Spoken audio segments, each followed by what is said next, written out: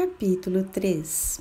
A missão do Maranhão, 1607 a 1621. Após uma longa e penosa viagem, desembarcou felizmente o padre Malagrida, por fim de 1721, no porto de São Luís, capital do Maranhão. Esta região, uma das maiores da América Meridional, era então parte do Brasil e abrangia todo o país, que se distende do Cabo de Santo Agostinho até ao rio de Oiapoque, situado hoje na Guiana Francesa. Na época em que o rei de Portugal, João III, repartiu as costas do Brasil em governos, chamados capitanias, a do Maranhão pertenceu a João de Barros, célebre historiador das Índias, mas nem ele nem seus filhos lograram a conquista do seu novo domínio. Luís de Melo da Silva, que veio depois deles, não foi melhormente sucedido. Finalmente, em 1612, chegou uma colônia de franceses que repeliram para os seus bosques os selvagens habitantes do litoral e se estabeleceram no país conquistado. Passados 3 anos, foram desalojados pelos portugueses, que cederam a praça aos holandeses em 1641, mas em 1664, os holandeses, vencidos em muitos ataques, abandonaram o país, deixando o Maranhão exclusivamente aos portugueses. Em 2 grandes províncias se dividiu então aquele imenso território. A do norte, que conservou o nome de Maranhão, deu-se por capital São Luís, situada em uma ilha na foz do rio Mearim, chamado Maranhão pelos primeiros exploradores. A segunda província houve nome de Pará, de uma cidade situada pouco mais ou menos a 200 léguas distante de São Luís, tornada a capital de toda a província. Eis a descrição que nos deixou deste país o padre Matias Rodrigues, um dos companheiros de Malagrida no seu apostolado. Toda a província do Maranhão, diz o missionário, está na zona tórrida e prolonga-se de ambos os lados da linha sobre um desenvolvimento de costa na extensão aproximada de 450 léguas. Se não fosse a brisa refrigerante que o oceano bafejava, o viver em tal região seria insuportável, motivo do excessivo calor.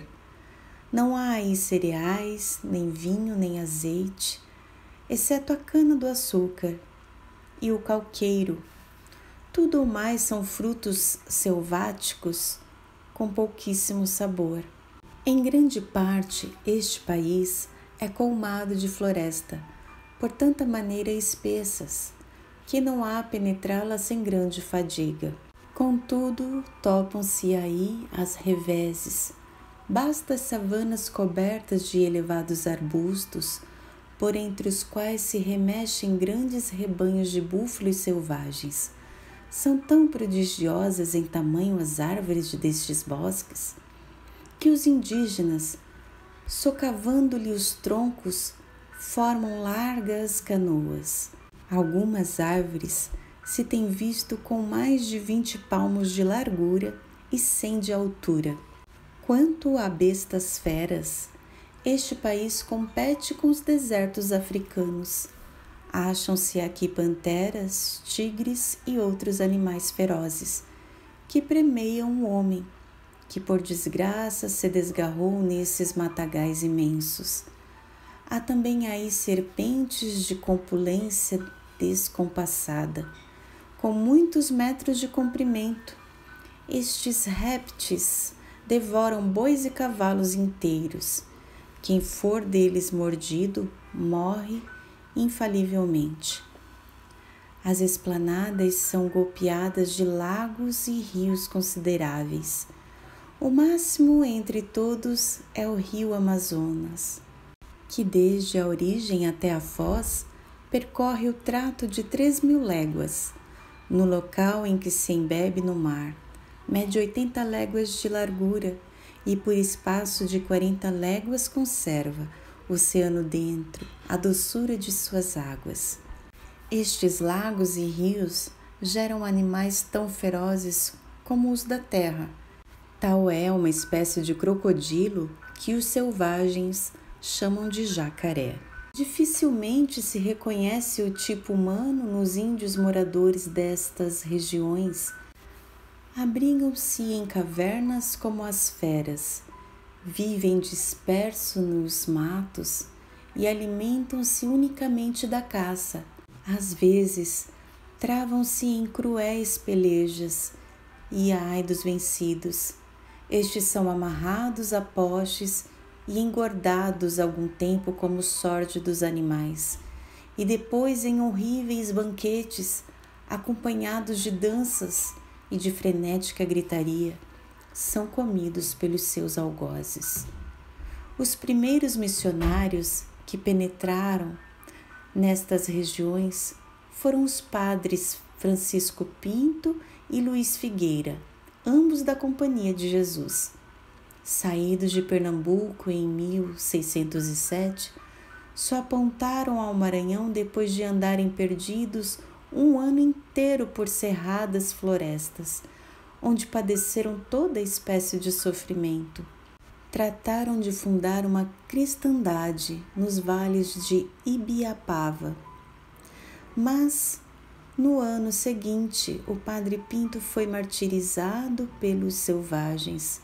Com muita dificuldade, pôde o companheiro evadir-se à ferocidade dos índios.